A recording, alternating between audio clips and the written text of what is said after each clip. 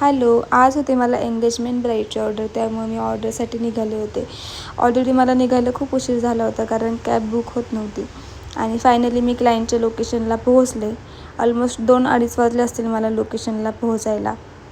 4:30चं function होतं. त्यानंतर क्लायंटनी मला चहा वगैरे दिला, चहा वगैरे पिला आणि मी माझ्या कामाला सुरुवात केली. क्लायंटचं बिफोर व्हिडिओ शूट केला आणि आफ्टर लुक तुम्ही बघू शकता कसा झाला आहे. लुक कसं झालं आहे मला कमेंटमध्ये नक्की सांगा. 4:30चा साखरपुडा असं मला सांगितलं होतं. जवळजवळ 8 वाजले होते तरी पण साखरपुडा चालू झालेला नव्हता. आणि त्यानंतर क्लायंटचा फर्स्ट लुक झाल्यानंतर क्लायंट सेकंड लुकसाठी माझ्याकडे आली. त्यावेळेस 9:45 वाजले होते.